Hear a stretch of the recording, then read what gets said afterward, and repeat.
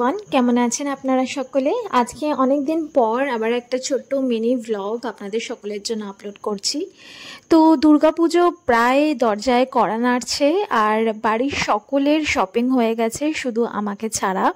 আমারও বেশ কিছু জামা কাপড় কেনা হয়েছে, কিন্তু তার সত্ত্বেও আজকে গিফট পারপাস দুটো জামা কিনতেই হবে। একটা বাবা দেবে আর একটা ইন্দার দেবে। তো অনেক দিন ধরে আসবো করে প্ল্যান করছি, কিন্তু কিছুতেই সময় খুঁজে পাচ্ছিলাম না। আজকে কাজের ফাঁকে হেন তেন প্রকারে আমরা সপরিবারে বেরিয়ে গেছি শপিং মলের উদ্দেশ্যে। তো রাস্তায় দেখলাম প্রচুর বিশ্বকর্মা ঠাকুর আর মনসা ঠাকুর, যেহেতু আমরা বেরিয়েছি একেবারে বিশ্বকর্মা পুজোর পরের দিন। আজকে আমরা সাথে করে কিকুকেও নিয়ে বেরিয়েছি, যেহেতু ও বাইরে বেরোতে ভীষণ ভালোবাসে। আর আজকাল ছোট বাচ্চাদের খেলাধুলা করার জন্য বাইরে মাঠ কিংবা পার্ক খুব একটা পাওয়া যায় না।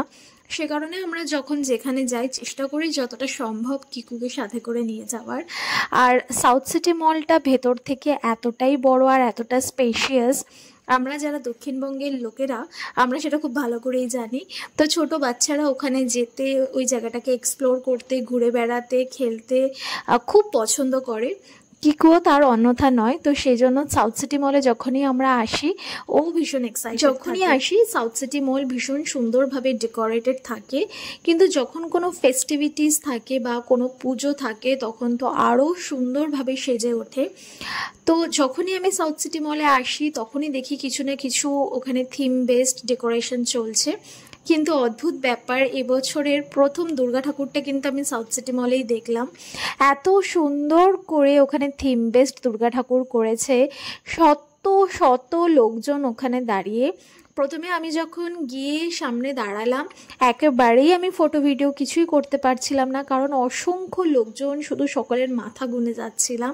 তারপরে যখন বেরিয়ে আসছিলাম তখন কিছুটা ভিডিও নিয়েছিলাম। এগুলো কিন্তু আসার সময়কার ভিডিও, তখন অনেকটাই রাত হয়ে গেছিলো আর মল বেশ অনেকটা খালি হয়ে গেছিলো।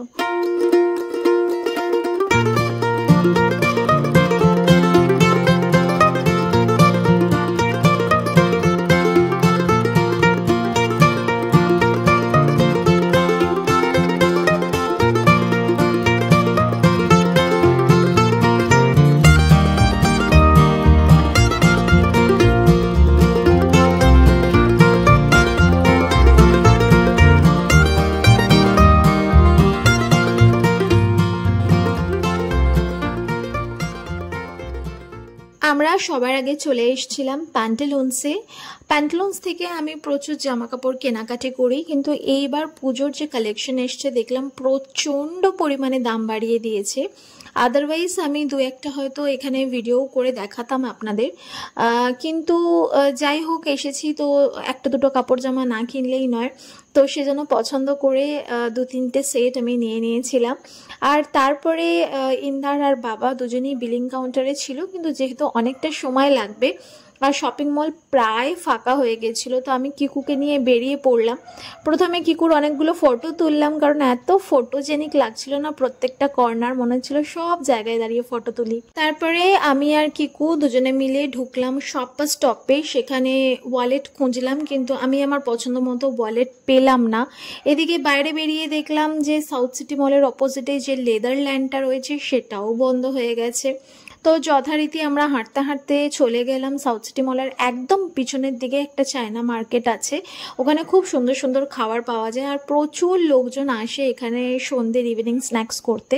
তো আমাদের এত প্রচণ্ড পরিমাণে খিদে পেয়ে গেছিলো, তো আমি আর ইন্দার প্রথমে রোল নিয়েছিলাম, তারপরে বাবা চাউমিন নিয়েছিল, সেখান থেকেও অল্প একটু খেলাম।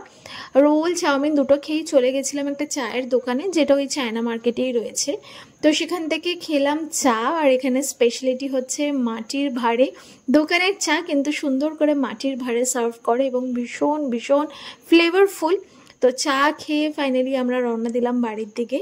আপনাদের দুর্গাপুজোর শপিং তোড়জোড় কেরম চলছে অবশ্যই আমাকে কমেন্ট সেকশনে জানাবেন। দেখা হবে আপনাদের সাথে আবার নতুন একটা ভিডিওতে, ততক্ষণ